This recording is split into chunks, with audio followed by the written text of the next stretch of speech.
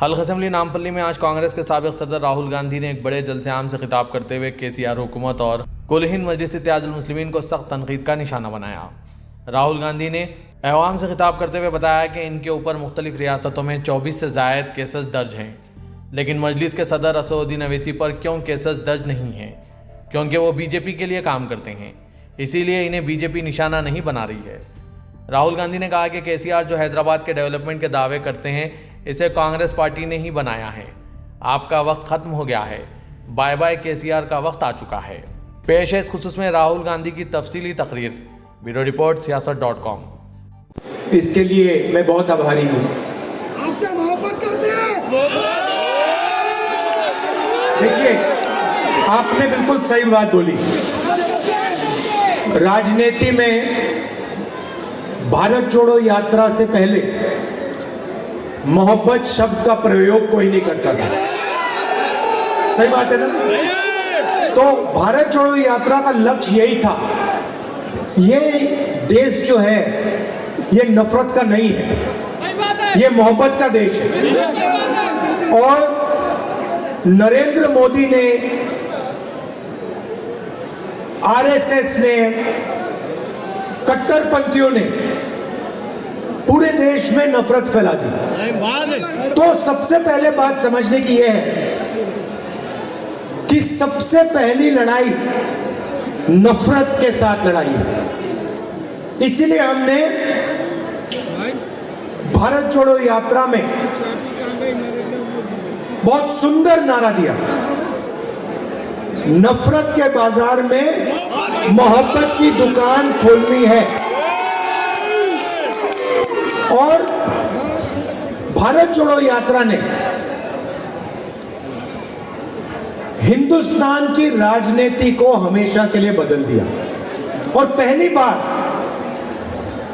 जो पहले गांधी जी के समय मोहब्बत एक राजनीतिक शब्द हुआ करता था, उसको फिर से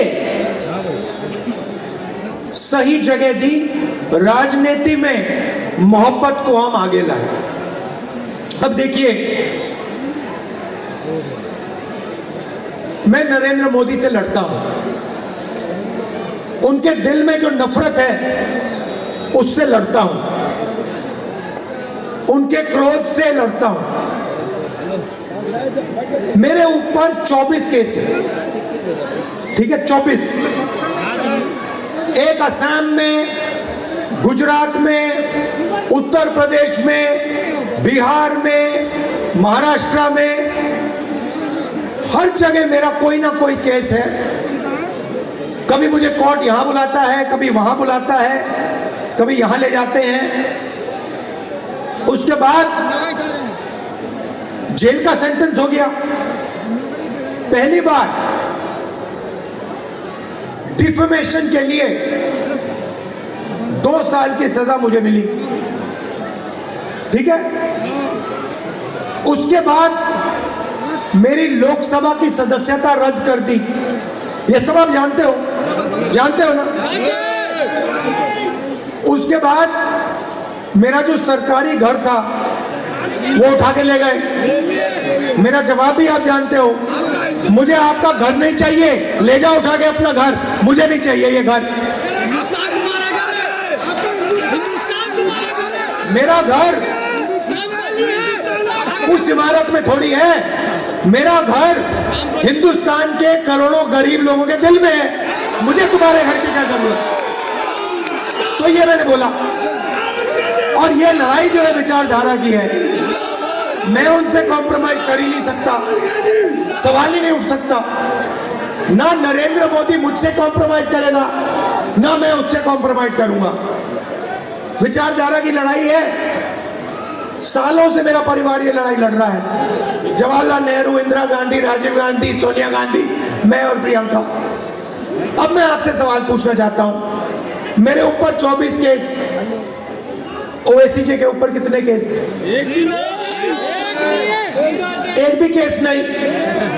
मेरे ऊपर ईडी, सीबीआई, जो भी एजेंसी है वो 24 घंटा मेरा पीछा करते रहती है। ओवैसी जी के पीछे कौन सी एजेंसी है? ना ईडी, ना सीबीआई, ना इनकम टैक्स, खुला रास्ता दे रखा है नरेंद्र मोदी जी ने। तो सवाल उठता है कि ओवैसी जी पे एक भी केस क्यों नहीं? ओवैसी जी की सदस्यता रद्द क्यों नहीं हुई? ओवैसी जी का घर क्यों नहीं लिया गया? क्योंकि ओवैसी जी नरेंद्र मोदी की मदद करते हैं। सीधी सी बात, सीधी सी बात। मैं आपको बताता हूं, असम में चुनाव होता है, एक तरफ बीजेपी, एक तरफ कांग्रेस पार्टी, वहां पे एमआईएम का कोई वोट नहीं है, एकदम एमआईएम आती है, बीजेपी से कैंडिडेट की लिस्ट लेती है और कहती है भैया हमें बताओ आपके लिए कौन से कैंडिडेट हम खड़ा करें, और जो बीजेपी कहती है वो सारे के सारे कैंडिडेट्स एमआईएम असम में खड़ा कर देती है। महाराष्ट्र में, असम में, राजस्थान में, मध्य प्रदेश में, छत्तीसगढ़ में, गोवा में, जहां भी ये कांग्रेस पार्टी को डैमेज करने का काम कर सकते हैं और बीजेपी की मदद करने का काम कर सकते हैं, ये हाजिर हो जाते हैं, खड़े हो जाते हैं वहां पे सामने, ऐसे सैल्यूट करते हैं, कहते हैं मोदी जी हमें बताइए कौन से कैंडिडेट देने, हम देते हैं, आपकी मदद करते हैं। तो ये लड़ाई हो रही है। ये दो लक्ष्य हैं। सबसे पहला लक्ष्य, बड़ा लक्ष्य जो मैंने आपको पहले कह दिया, मोहब्बत का देश है, देश में नफरत को मिटाने का मेरा पहला लक्ष्य है। अब वो काम पूरा करने के लिए नरेंद्र मोदी को दिल्ली में हराना होगा, उसके बिना ये काम नहीं किया जा सकता। और अगर हमें नरेंद्र मोदी को दिल्ली में हराना है तो तेलंगाना में केसीआर को पहले हराना होगा। भाई और बहनों, ये एक ही टीम है, ये 2-3 टीम नहीं है। यहां पे बीआरएस, बीजेपी और एमआईएम एक तीनों मिलकर काम करते हैं, तीनों मिलकर काम करते हैं। मुझे बता दो आपके चीफ मिनिस्टर पे कौन से केस हैं? सीबीआई है उनके पीछे, ईडी उनके पीछे, इनकम टैक्स डिपार्टमेंट उनके पीछे नहीं, सबसे भ्रष्ट सरकार चलाते हैं। मगर ना एमआईएम के पीछे, ना चीफ मिनिस्टर के पीछे कोई ईडी, कोई सीबीआई, कोई इनकम टैक्स डिपार्टमेंट नहीं। मुझे बताओ, चीफ मिनिस्टर का घर छीना इन्होंने, नरेंद्र मोदी ने, उनकी सदस्यता रद्द की, चीफ मिनिस्ट्री से हटाया? नहीं, बिल्कुल नहीं। लोकसभा में जाओ, 24 घंटा बीआरएस के लोग नरेंद्र मोदी की मदद करते हैं। जीएसटी में मदद की, नोटबंदी में मदद की, किसान बिल में मदद की, जमीन अधिग्रहण बिल में मदद की। ड्रामा चल रहा है। बीजेपी उनकी यहां मदद करती है, ये उनकी वहां मदद करते हैं, और एमआईएम जहां भी बीजेपी उनकी मदद करती है। इसीलिए तेलंगाना में कांग्रेस पार्टी को जिताना है, भारी बहुमत से जिताना है, और उसके बाद तेलंगाना के बाद दिल्ली में चुनाव है, दिल्ली में नरेंद्र मोदी को हराना है। ये दो लक्ष्य। अब तेलंगाना में आपके चीफ मिनिस्टर ने दोराला सरकार चला रखी, हम प्रजाला सरकार चाहते हैं। दोराला सरकार मतलब चुने हुए लोगों को पूरा का पूरा फायदा देना। किसी भी सरकार में 2-3 जगह से पैसा बनता है, 2-3 जगह सबसे ज्यादा भ्रष्टाचार होता है, शराब, जमीन और रेत। तीनों मिनिस्ट्रियां केसीआर ने अपने रिश्तेदारों को दे रखी है। कलेश्वरम प्रोजेक्ट होता है, 1 लाख करोड़ रुपया तेलंगाना की जनता का चोरी हो जाता है। प्रोजेक्ट को बदल देते हैं, बढ़ा देते हैं पैसा, मैंने अपनी आंखों से जाके प्रोजेक्ट देखा, खंभों पे बड़े बड़े क्रैक आ गए हैं, पूरा का पूरा बराज धंस गया है। इरिगेशन मिनिस्टर कौन? आपके चीफ मिनिस्टर। पैसा किसके जेब में गया? उनके जेब में गया। एक ही काम करते हैं, तेलंगाना की जनता से पैसा लूटते हैं। गारिनी पोर्टल कहते हैं कि कंप्यूटराइजेशन लाएंगे, उसके बहाने करोड़ों लोगों से जमीन छीन ली। 20 लाख लोगों से सीधा उन्होंने जमीन छीन ली। कंप्यूटराइजेशन किया, जो जमीन उनको अच्छी लगी ले गए, अपने मित्रों को, अपने रिश्तेदारों को दे दी। ये है इनकी सरकार।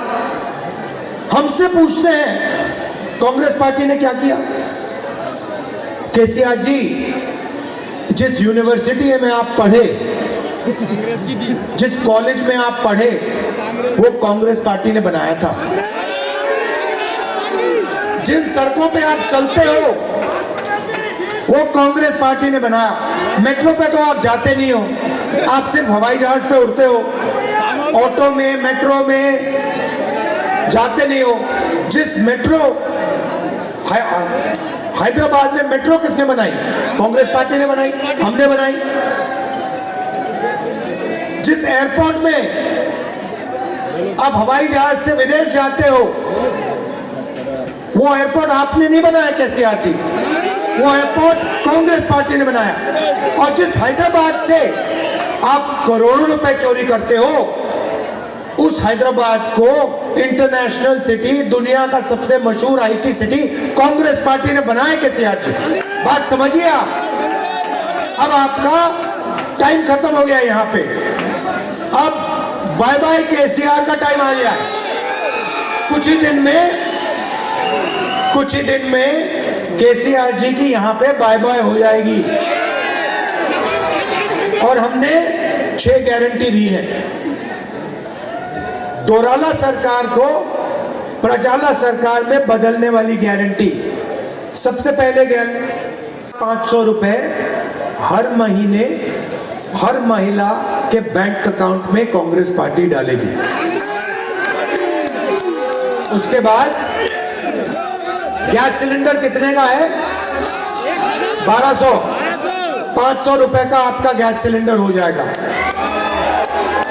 और महिलाओं को पूरे तेलंगाना में बस टिकट के लिए 1 पैसा नहीं देना पड़ेगा। फ्री में आप बस में पूरी तेलंगाना में घूमेंगे। ये पहला काम। दूसरा काम, रायता भरोसा स्कीम। 12,000 रुपए प्रति एकड़ हर किसान को, 15,000 रुपए प्रति एकड़ हर किसान को, 12,000 रुपए हर मजदूर को कांग्रेस पार्टी की सरकार सीधा बैंक अकाउंट में पैसा डालेगी। मुफ्त में किसानों को बिजली और 24 घंटे बिजली। तीसरा वायदा, इंदिरा अम्मा इंड्लू स्कीम। तेलंगाना में बहुत सारे लोग हैं जिनके पास घर नहीं है। बात तो सही है। आपके चीफ मिनिस्टर ने उनकी जमीन छीनी, उनका घर नहीं बनाया, झूठे वायदे किए।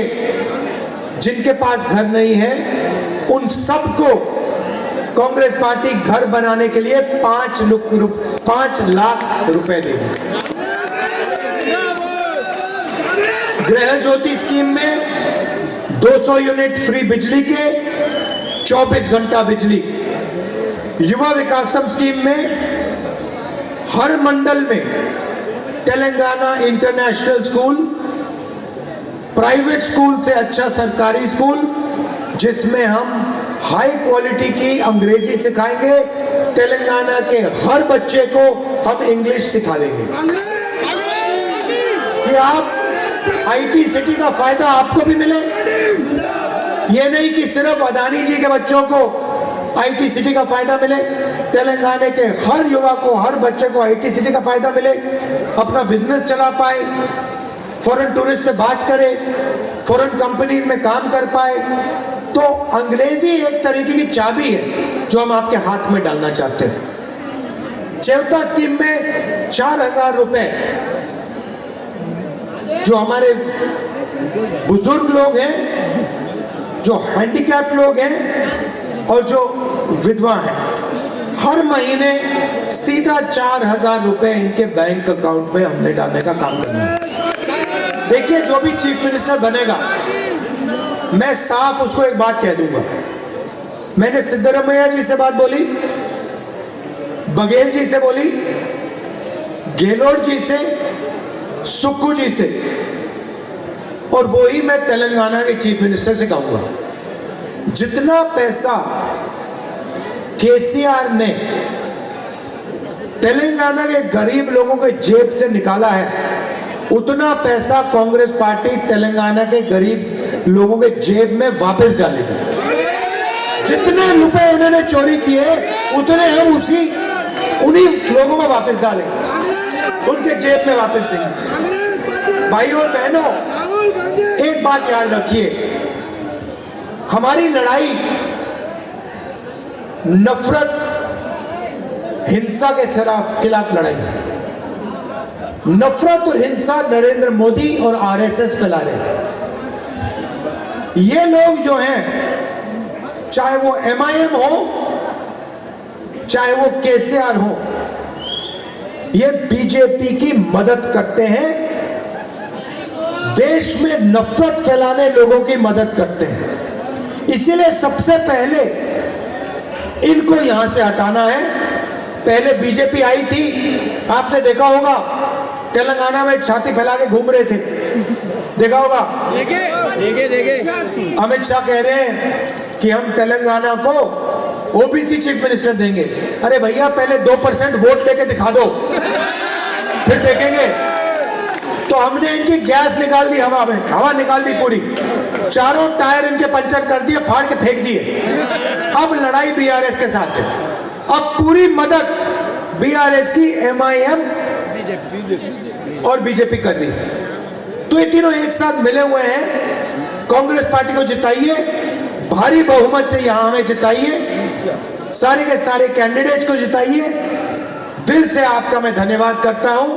नमस्कार, जय हिंद, जय तेलंगाना।